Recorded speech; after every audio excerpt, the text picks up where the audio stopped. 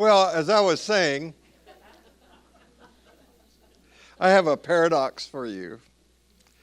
I have really, really, really enjoyed the time off. And benefited from it, I think. I hope you will think so too when this is over. And I've missed being here. I've missed doing this. So I'm glad to be back. And I know she is not here, but maybe she is watching.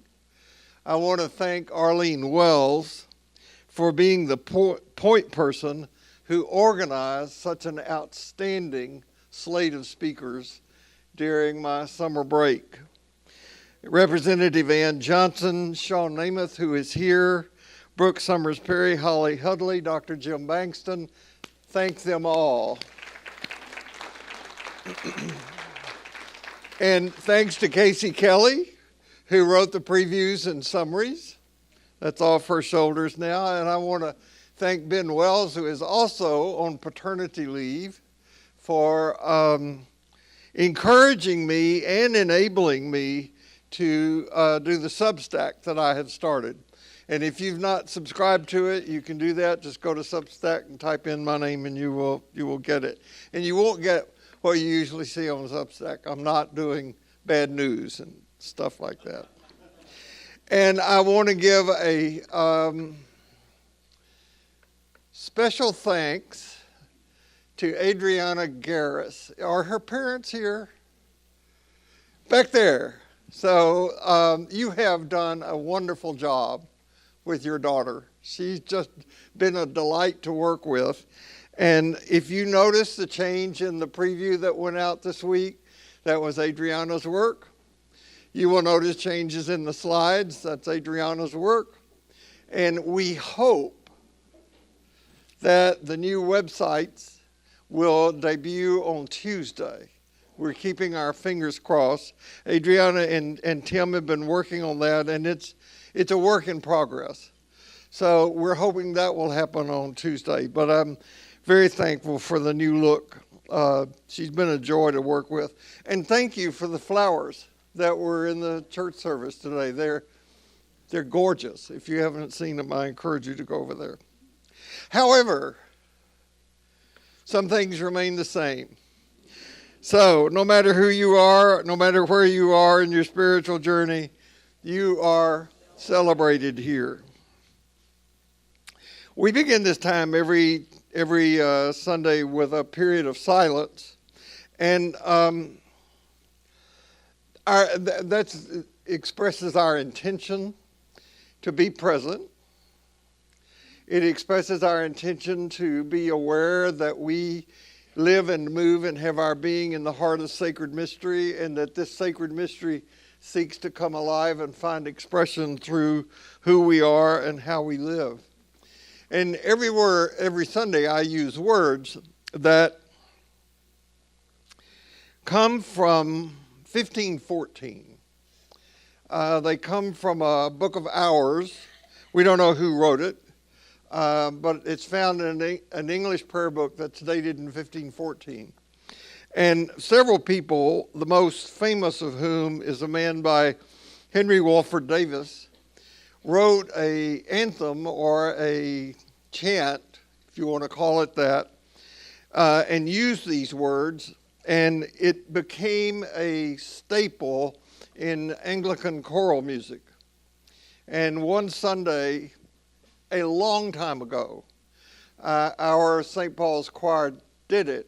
And I was so moved that I took those words and I started using them in my own daily spiritual practice. And then I adapted them to be used here. So I don't want you to think that I made these words up. I make a lot of stuff up, which I claim is true, but these are not them. So let's enter a period of silence. And may grace be in our heads and in our thinking. May grace be in our eyes and in our seeing. May grace be in our ears and in our hearing. May grace be in my mouth and in my speaking. May grace be in our hearts and in our understanding. May grace be in our end and at our departing. And may the power of new life and that grace work on all that we are and all that we do. And may we have the eyes to see and the courage to walk in the way of patience, tolerance, kindness, and love. And may all of creation benefit because of what we do here today. So I'm calling this time today Breathing Underwater. And some of you might recognize that this is a title of one of Father Richard Rohr's many books. Father Rohr wrote this book, and I don't know, 25, 30 years ago, I think. I'm not sure about, but it's one of his older books. And he took the title from a poem from a nun whose name is Sister Kathy Bellick, I believe. And the poem describes the paradox of surviving in an environment that seems impossible for human flourishing. I think this may be relevant for us. Because when you stand back and look at our current culture, it's fairly clear that we are on a path of self-destruction. And we need to learn to breathe underwater. So as we go forward in the weeks and months ahead, I'm going to be affirming two things. That transcending religion and reclaiming spirituality are how we learn to breathe underwater. These are the things that I currently see as making up a more integrated spirituality. So if you ever wonder, or if anyone ever asks you what ordinary life is about, you might say that we are seeking a more integrated spirituality for our time by transcending religion and reclaiming spirituality. So I want to begin this journey today with a parable.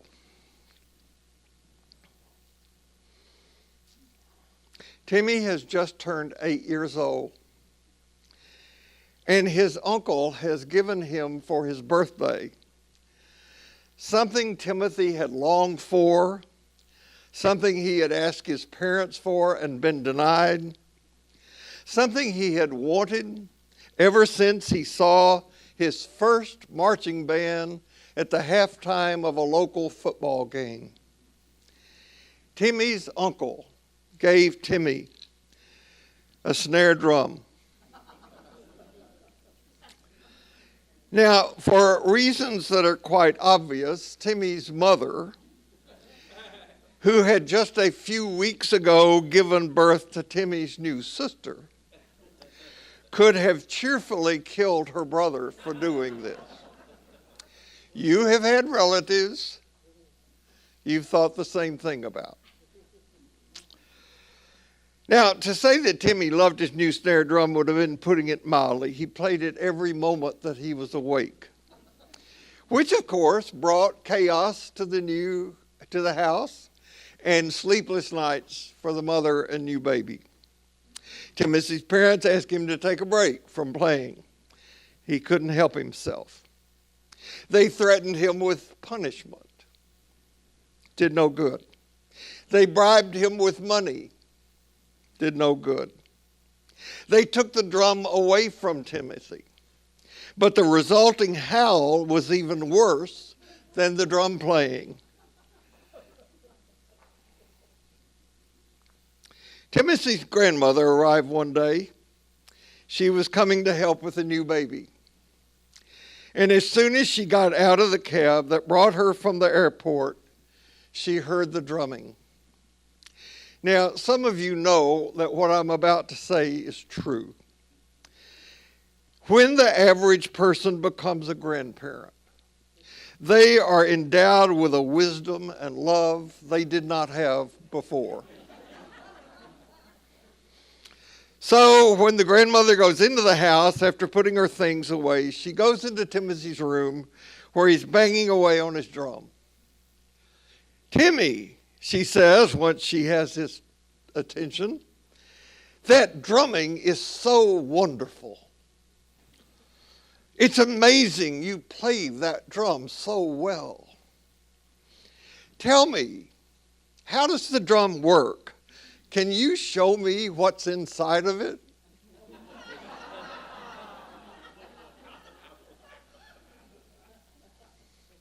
Timmy, curious himself about how such wondrous sounds could come from this thing, stopped playing and began to take the drum apart so he could show his grandmother. Now, I don't know what you know about snare drums, but after they are taken apart, they are extremely difficult to put back together. Problem solved. I'm using this parable to illustrate what in the world of theology we call deconstruction. Anytime we ask the question why about something, we have begun the process of deconstructing it. And in order to reclaim some semblance of peace in the home where Timmy lived, the drum needed to be deconstructed.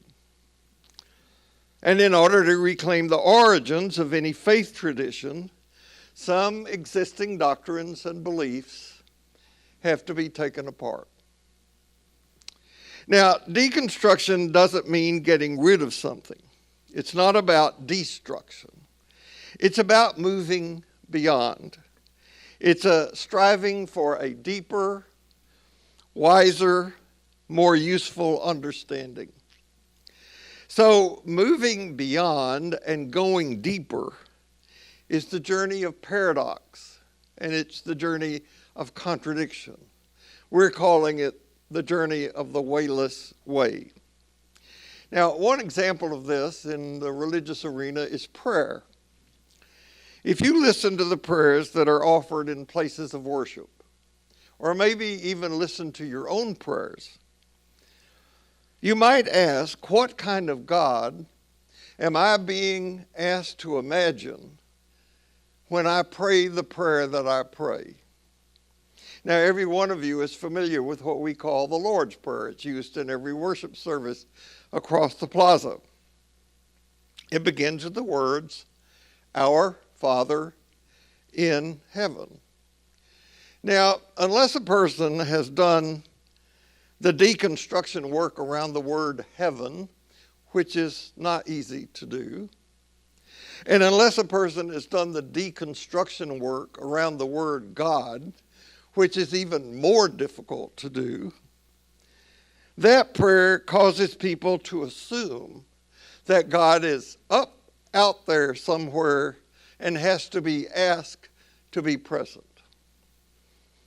Most prayers invite God to come and be with us in some way, usually to intervene in our lives in one way or another, from minor to major. The Danish theologian Søren Kierkegaard, by the way, Søren Kierkegaard lived in a time before people had last names. His father was a parish priest, and they lived near the church. So Kierkegaard is churchyard. That's where that word comes from. I love that sort of thing. Søren Kierkegaard said, "The function of prayer is not to influence God, but rather to change the nature of the person who prays."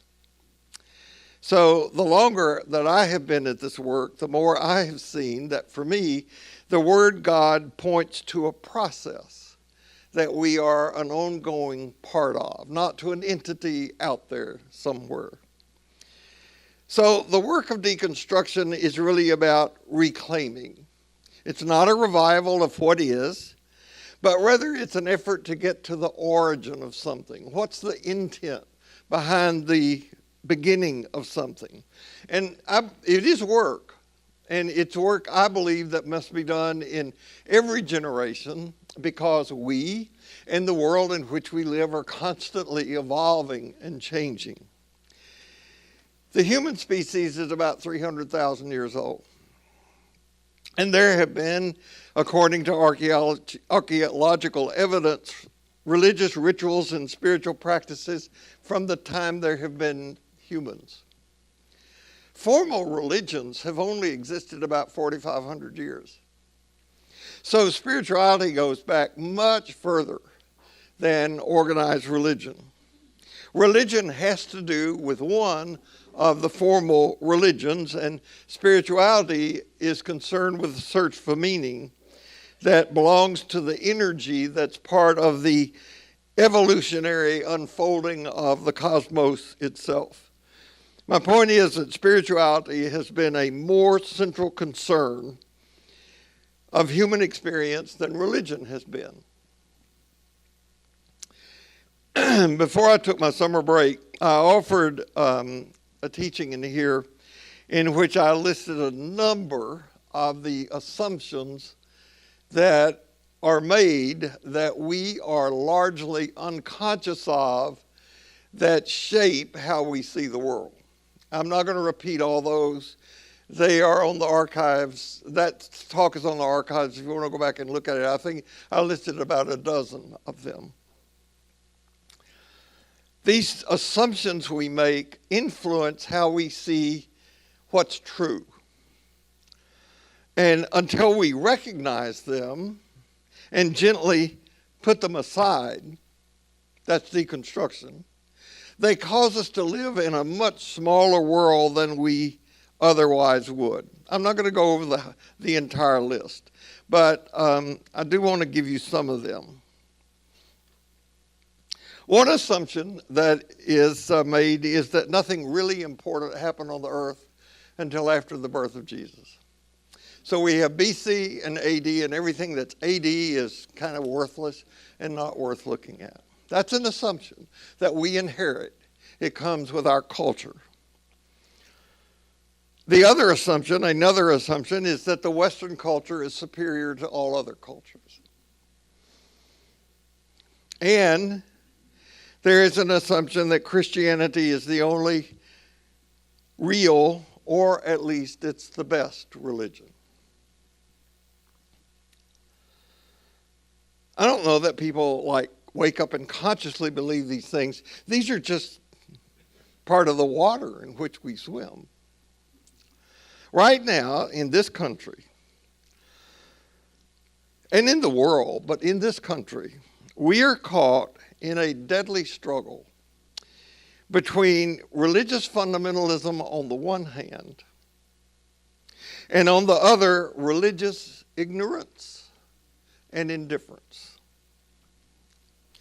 Dualistic thinking is dividing and fragmenting this world. And we are in, I'm not being an alarmist, we are in an extremely dangerous situation. Now I'm going to play for you a video. So we'll turn out the lights. It's a little longer video than usual I would play in here. Usually I wouldn't go more than 2 or 3 minutes. This is a little over 6. And I didn't find this video. Some of you sent it to me and said, "Look at this," with terror in your voices. So are we ready with the sound and everything to do this? This is a video. Has quietly opened here in Washington, just 3 blocks from the nation's capital. The Defense Secretary, Pete Hegseth, attended the first service. The church is part of the Communion of Reformed Evangelical Churches, and its aim is global Christian domination under a strict interpretation of the Bible. In this Situation Room special report, my colleague Pamela Brown went to Moscow, Idaho, to meet the controversial pastor behind it. Christ Church senior pastor Doug Wilson makes no apologies for his beliefs on God and country. I'd like to see the town be a Christian town. I'd like to see the state be a Christian state. I'd like to see the nation be a Christian nation. I'd like to see the world be a Christian world. And now Wilson's controversial views as a Christian nationalist are gaining sway in the nation's center of power with the recent opening of his new church and high-profile parishioners like Defense Secretary Pete Hegseth. Is planting a church in D.C. part of your mission to try to turn this into a Christian nation? Yes. So every society is theocratic. The only question is who's Theo. In a secular democracy, it would be demos, the people. In a Christian republic, it'd be Christ. Well, what would you say to someone watching this and say, look, I'm a Muslim. Who are you to say your worldview is better than mine, that your God is better than mine? Well, if I went to Saudi Arabia, I would fully expect to live under their God's rules. But you said earlier that you want this to be a Christian world. Yes. So you want to supplant their religion with your Christian. Yes, by peaceful means, by sharing the gospel. There's a lot of work yet to do. I believe that we are working our little corner of the vineyard. Wilson's Little Corner, a picturesque campus nestled on the outskirts of downtown Moscow, Idaho, is growing by the day with thousands of like-minded Christians. Parishioners of his church, known as Kirkers, own and operate several businesses downtown, next to liberal college town stores. If it's true, Why did he yell boo? because of me. you. Yeah. Well, there you go. That's a regular day for you. That's not unusual. A big focus of his Christian movement is on a patriarchal society where men are dominant and women are expected to submit to their husbands. Women are the kind of people that people come out of. So you just think they're meant to have babies. That's it. They're just a vessel. No, it doesn't take any talent to simply reproduce biologically. The wife and mother, who is the chief executive of the home, is entrusted with 3 or 4 or 5 eternal souls. I'm here as a working journalist, and I'm a mom of 3. Good for you. Is that an issue? No, it's not automatically an issue. Josh and Amy Prince, along with their 4 kids, moved here from Washington State. Do you see Amy as your equal? Yes and no, in the sense that we're both saved by grace. We're absolutely on equal footing. But we have very different purposes, God-given. But do you see yourself as the head of the household, as the man? He is the head of our household. Yes, and I do submit to him. So like moving here I was just was gonna say that. ultimately your decision. Yes, That's a great example. Wilson says in his vision of a Christian society, women as individuals shouldn't be able to vote. His fellow pastors Jared Longshore and Toby Sumter agree. In my ideal society, we would vote as households. And I would ordinarily be the one that would cast the vote, but I would cast the vote having discussed it with my household. But what if there's your wife doesn't want to vote for the same person as you? Right. Well, then that's a great opportunity for a good discussion. There are some who have gone so far as to say that they want the 19th Amendment repealed. I would support that. And I'd support it on the basis that the atomization that comes with our current system is not good for humans. And Wilson, a veteran himself, is unapologetic about his view that women shouldn't be in certain leadership or combat roles. Looking at the leadership page for Christ Church, it's all men. Do you accept women in leadership roles in the church and in government? In the church, no. Why? Because the Bible says not to. Well, that's not what happens in the Bible. Women do lead all the time. Progressive faith leader Reverend Jennifer Butler is concerned about Wilson's growing influence. He is rapidly gaining in power. He has hundreds of churches established around the country. They actually literally want to take over towns and cities, and they have access to this administration. Wilson is part of a broader Christian nationalist movement making inroads with the Trump administration, with a newly created faith office led by evangelical pastor Paula White Cain, and people seen right outside the White House entrance praying and speaking in tongues. We are standing on the soil of the White House, and we are declaring your word. How precious. And now there's a monthly prayer service at the Pentagon, initiated by Hegseth, Wilson's highest level connection to the administration. It's not organizationally tied to us, but it's the kind of thing we love to see. For his part, Hegseth has publicly praised Wilson. Now we're standing on the shoulders of a generation later the Doug Wilsons and the others. Wilson's influence spans the globe with more than 150 churches. Lennox Califungwa moved to Moscow from Africa. It's really because I wanted to be a part of a community that was doing something, and especially in building Christian institutions. Are there other black families in this community? Oh, absolutely. There's a few black families. Wilson maintains all are welcome to his church, but he's also not shying away from his past controversial statements on race. Do you still believe what you said back in the 90s, that there's a mutual affection between master and slave? Yes, it depends on which master, which slave you're talking about. Slavery was overseen and conducted by fallen human beings, and there were horrendous abuses, and there were also people who owned slaves who were decent human beings and didn't mistreat them. I think that system of chattel slavery was an unbiblical system, and I'm grateful it's gone. What he also wants gone, same-sex marriage, because he thinks homosexuality is a crime. In the late 70s and early 80s, sodomy was a felony in all 50 states. That America of that day was not a totalitarian hellhole. So you would like America to go back to that? Yep. Wilson maintains his ultimate goal is to bring about the second coming of Christ through his work, and rejects critics' claims he's trying to make the dystopian world of The Handmaid's Tale a reality. I'm not a white nationalist. I'm not a fascist. I'm not a racist. I'm not a misogynist. How far off do you see a Christian nation, like a full-on Christian theocracy? Oh, 250 years. 250 years. Yeah, honestly, that's yes. What you see. But you do think it will happen? Yes, I do. We're not going to usher in anything ourselves. We're really genuinely pioneers. And thanks to our Pamela Brown for that very special report. CNN, by the way, reached out to the U.S. Defense Department to inquire about Secretary Hegseth's relationship with Doug Wilson. A spokesperson said Hegseth is, quote, a proud member of the network of churches founded by Wilson, and that the Secretary, quote, very much appreciates many of Mr. Wilson's writings and teachings, end quote.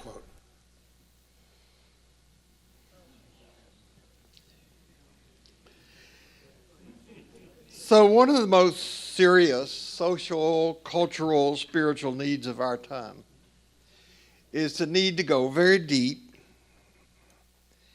and imaginatively into new territory, and to develop the ability to relate and outgrow the dualism that keeps us so divided. So the world of patriarchal government has outgrown its usefulness, and it's growing in power. And so what the Wayless Way calls us into is a way of variety and diversity and creativity. And there are millions of people on this earth, in this country, who are suffering because of the woefully gone wrong ideology that you saw on that video.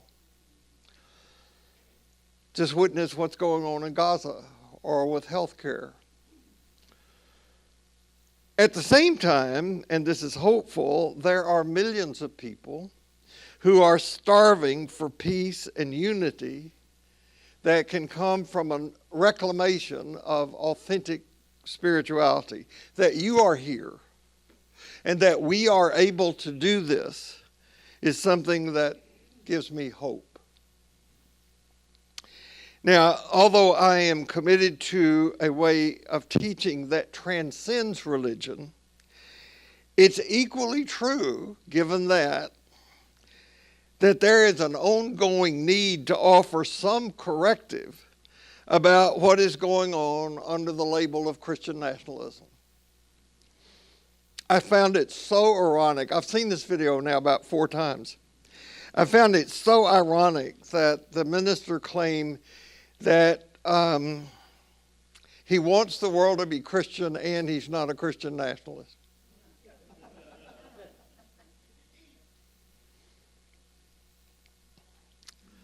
You and I cannot afford to be ignorant about the Bible. We cannot afford to be ignorant about the teachings of Jesus, when misunderstandings of both of these things are being weaponized against vulnerable people that Jesus calls us to love. It's ironic that what our culture calls social media does so much to separate us. The social communal nature of spirituality, having to do with communal justice and communal compassion, is at a low ebb in our culture. We live in a world where there is a great need for individuals to be good Samaritans. But we also need coalitions of people who can band together to correct the conditions on the road to Jericho that makes needing good Samaritans in the first place necessary. Now, whether we like it or not, the Bible and Jesus are in the public arena for discussion. And they are generating conversations like the one that you heard on a national news broadcast. And they have life and death consequences. And I believe it is incumbent on people like us to be able to participate intelligently in these conversations, which calls for an increase in both biblical and spiritual literacy.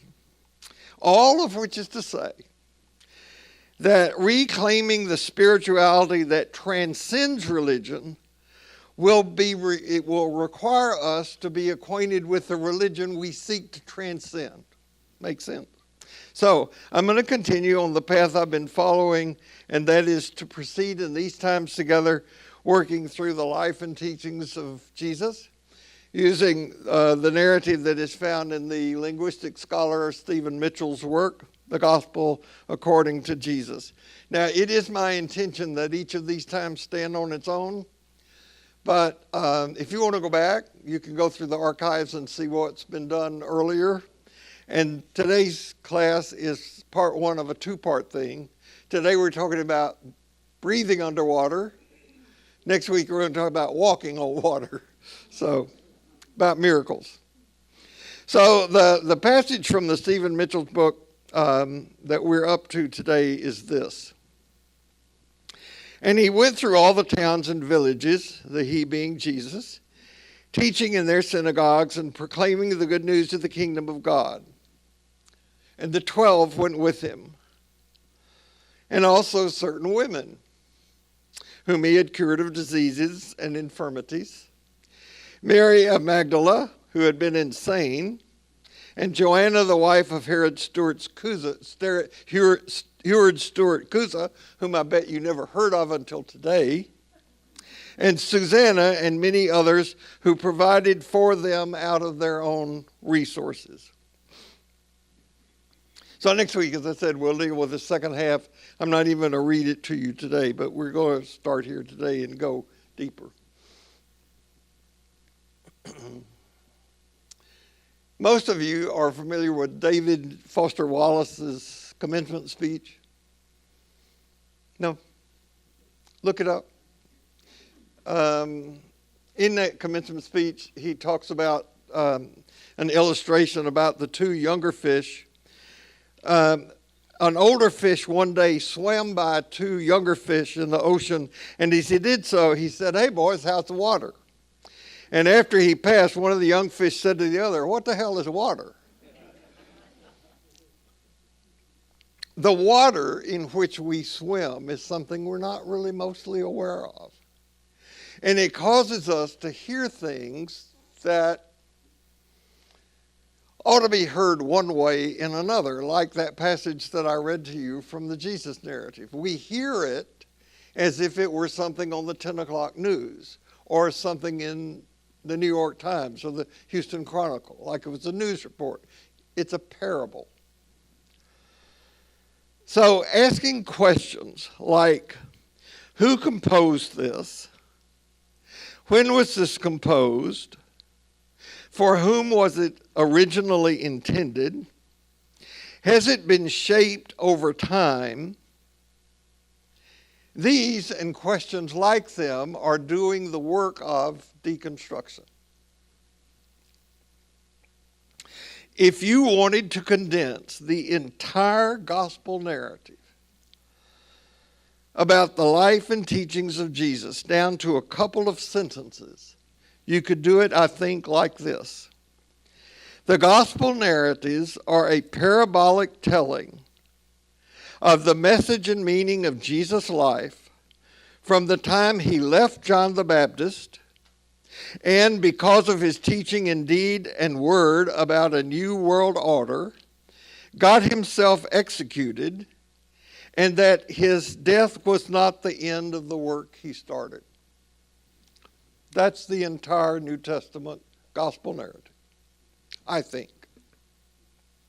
Now, the major door through which we can understand the passage I read to you today is the fact that Jesus went forward proclaiming the good news of the kingdom,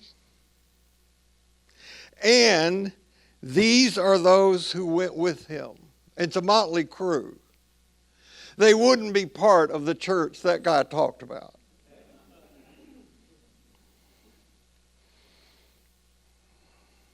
Now, again, the water in which most people who consider themselves Christians swim have led to the belief that the version of Christianity that we embrace has been the version of Christianity that's been present since the very beginning. I grew up as a little boy in a Southern Baptist church believing this. I believe that Jesus went to prayer meeting on Wednesday night and went to church on Sunday morning and Sunday night, just like I did. Because that's what I was taught. And I believe that to be true. Nothing like we think of. I don't know what you think of when you hear the word church, but nothing that we think of when we hear the word church existed for over 200 years in the Jesus movement. The word Christian was not even used during the first 100 years. There was a variety of ways that the Christian movement showed up.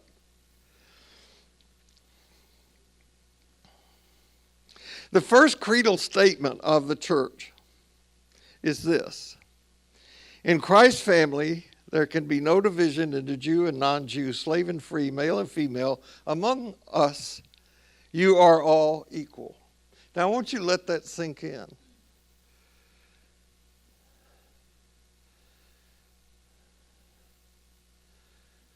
This was the vision of those who followed Jesus, that there would be no difference. This is the first affirmation of the followers of Jesus. Now compare that with the video.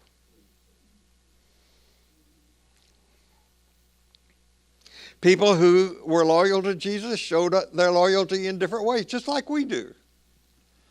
They organized themselves in a wide variety of ways. The most common thing among them was they got together and shared a common meal. And they called themselves a variety of things. So if I were to ask every person in this room to write down a definition of what is a Christian, and we collated all those, we'd have a wide variety of understandings of what is a Christian, just from the people who are in this room. When he was on the staff here, Dr. Matt Russell, gave one of the best sermons I think I'd ever heard. And not everybody agreed with that. And someone in the congregation afterward went up to Matt, and they evidenced that they found his sermon too edgy and controversial by what they said. And they were making some comments to Matt. And I just happened to walk up when they were ending what they were saying, and they said to Matt, "Are you even a Christian?" And Matt said, "I don't know. Tell me what you think a Christian is, and I'll tell you whether I am that or not." There was a well of silence that followed. One of the things we know for sure about the early period of history in which the Jesus movement evolved is that the Roman Empire was marked by a pervasive and persistent poverty and a pervasive and persistent violence that matched that poverty. And our current culture is also marked by an unjust economic system violence, and systemic injustice that boggles the mind. This is not part of my notes, but I've had occasion to remember Jane Elliott a number of times the past few weeks in conversations. Jane Elliott is my age. I think she's still alive. And one day in speaking to a group like this, she has a lot more courage than I do. That's why I'm quoting her instead of doing this. Jane Elliott said, all right, how many of you who are here in this audience, knowing what you know, would be willing to be treated like a black person is treated in our society? Would you hold your hand up? And not a hand went up. And Jane Elliott said, maybe you didn't understand the question. How many of you who are here, who live in this society, would be willing to be treated as a black person is treated in America? Hold your hand up. Not a hand went up. And she said, that means you know what's going on. So what's okay for other people is not okay for you.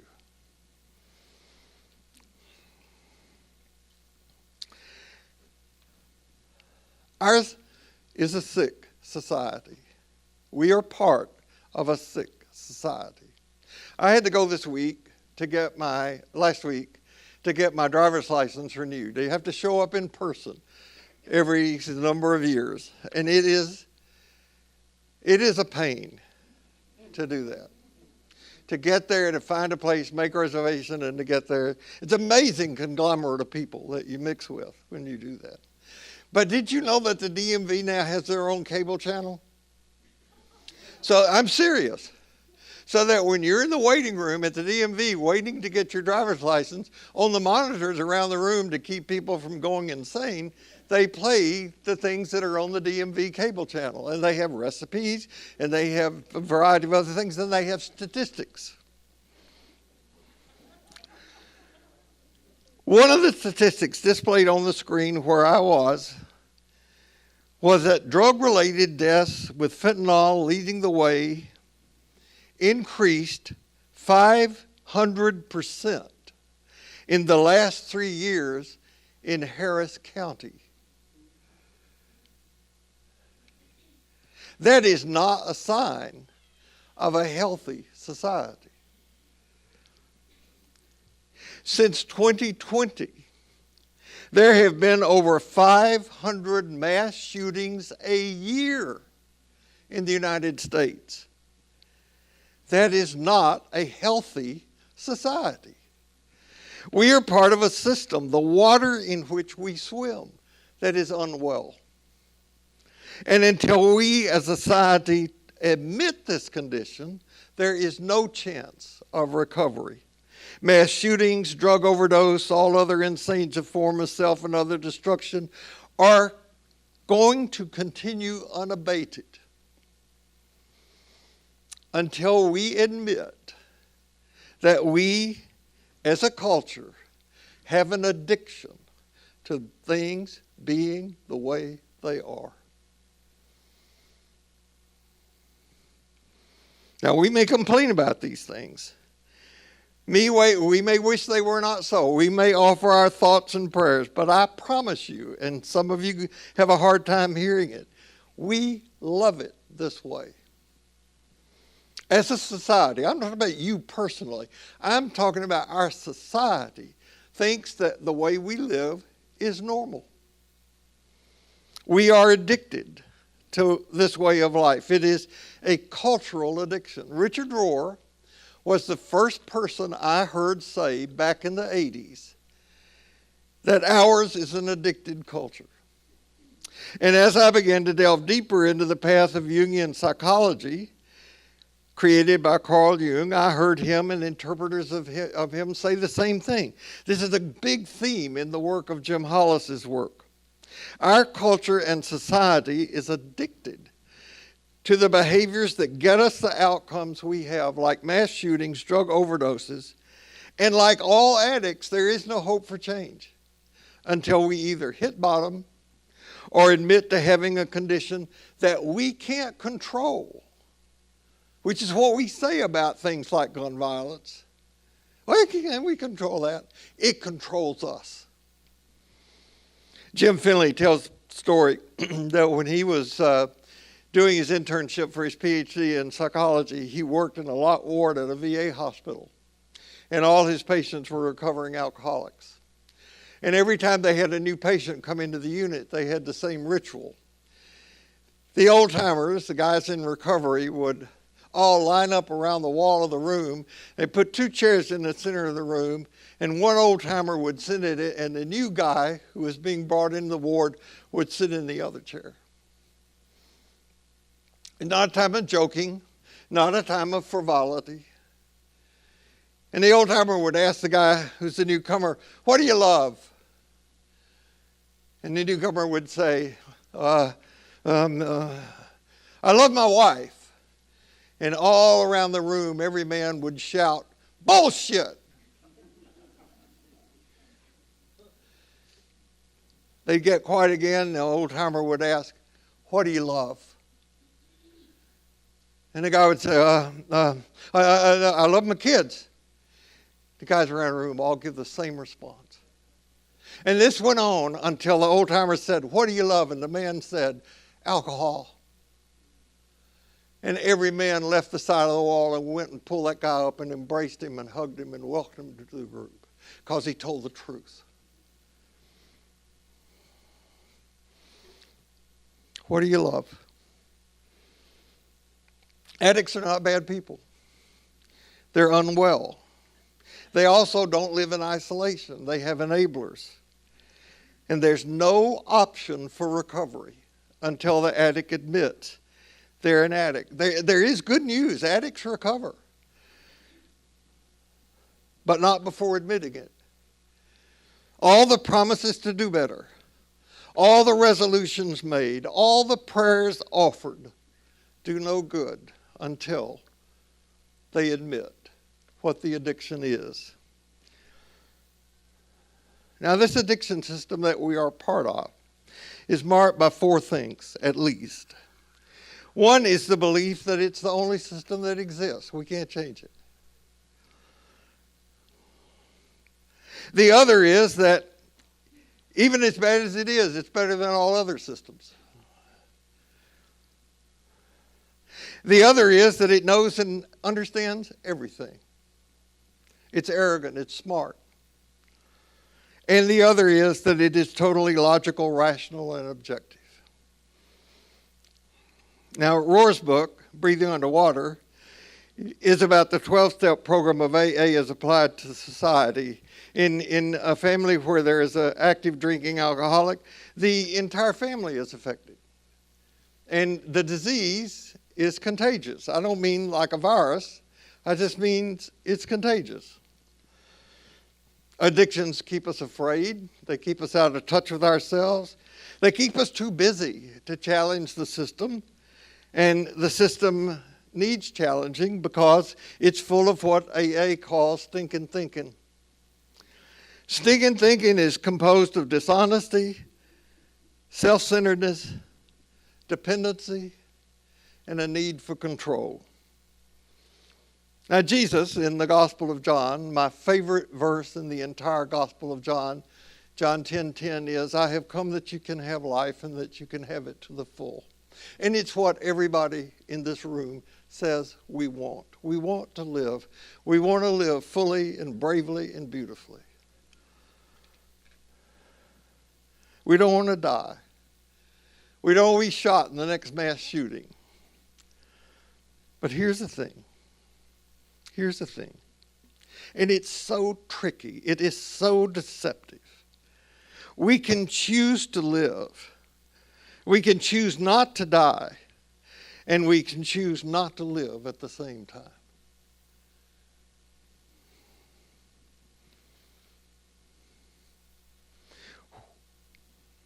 Which is what we do about school shootings, right? What you going to do? Nothing. To repeat, by definition, an addiction has control of a person. An addiction has control of our society. An addiction is anything we are tempted to lie about. An addiction is anything we are not willing to give up. So the noise created by the snare drum of our addictions and I put mindless religion in that category, needs to be deconstructed. The noise, the snare drum noise of things like mass shootings, of dishonesty, of graft and corruption, of ignoring or dismissing credible victims of sexual abuse is so noisy. And I'm calling the deconstruction this involves moving to a place of trans religion, not destroying, but a reclamation of spirituality. Now, the addictive system looks for a hero to rescue it. That's one of the reasons heroes are so popular in our culture. Hero stories, so popular. But you'll notice that no great spiritual teacher ever takes that role on. Jesus didn't. He created communities of people who empowered change the world. I want you to look at what a motley crew there is in that people who followed him. They were men who were frequently faithless, certainly thick-headed. There were women whom others would shun. There were women who had power, who incidentally were pretty soon written out of the story. Jesus didn't do his work by himself. It took people who responded to his message, people who figured out how to live in the midst of an oppressive, unjust, brutal system and not be part of that system. They learned how to breathe underwater.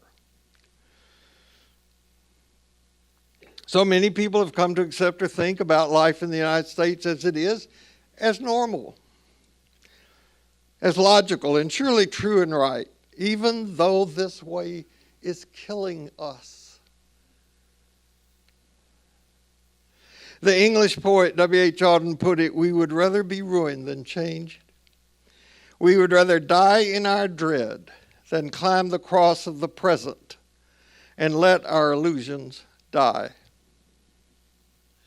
Some of you have heard me say more often than you would like to hear, no, it's not about daily spiritual practice. But again, in spiritual work, repetition is not redundant. But the set of the words that led me right here, and I can still remember the day sitting in my carrel in graduate school when I first read them. The words of Carl Jung, where he said, "Among all my patients in the second half of life, there has not been a one for whom the resolution of their difficulty did not reside in finding a spiritual solution to life's dilemma." Now, the people who founded AA said that the real cure to addiction resided in having that vital religious experience. And it is that vital religious experience that I want these times to be about. Now, I might get in hot water for saying this, but since organized religion has become part of the addictive system, the spiritual solution is not going to be religious. It's going to be spiritual. Remember, ordinary life is about seeking to create a more integrated spirituality for our time and reclaim authentic spirituality. And part of that is an effort to put what I think are corrective interpretations and reinterpretations of misinterpretations of Jesus' life and teaching. After the school shooting in Minneapolis a couple of weeks ago, someone made some comment to me about it and then asked me, what do you think about this, or what's your response to it, or whatever. And I said, our situation is hopeless.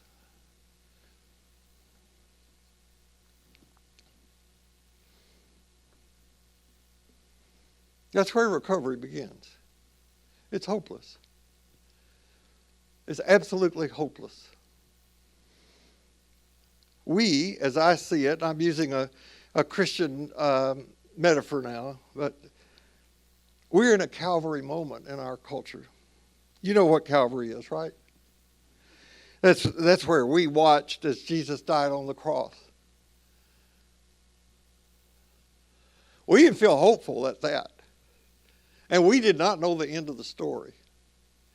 And it just to do some more religious instruction. The end of the story didn't occur for about 3 decades. It wasn't no 3 days. It took a while.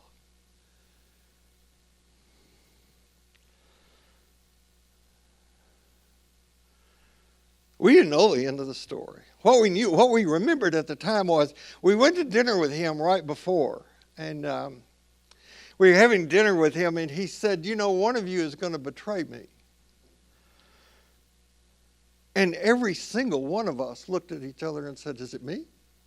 Because we knew it could be.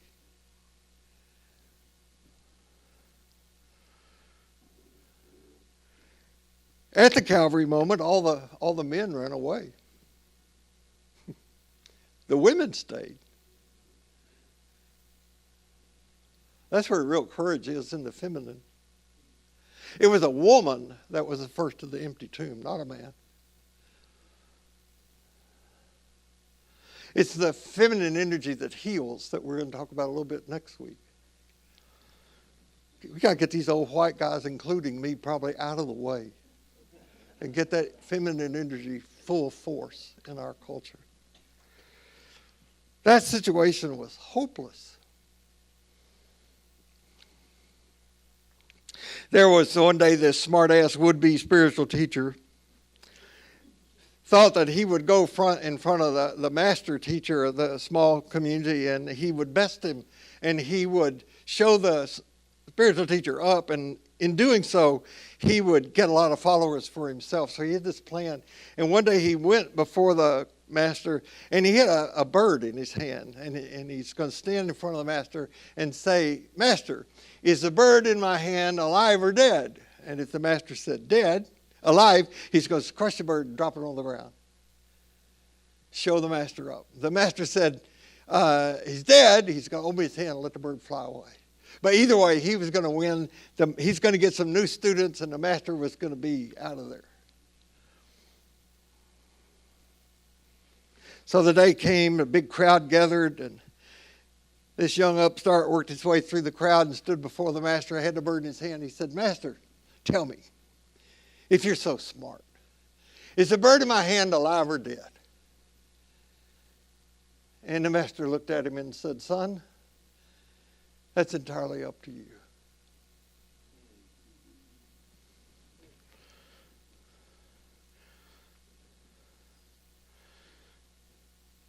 I think it's healthy spiritually for us to embrace hopelessness. Because until we do, we're in denial. And there's no hope. So in spite of that, or maybe because of it, no matter where you go this week, no matter what happens, remember this, you carry precious cargo, so watch your step, and I'll see you right here next week. Thank you.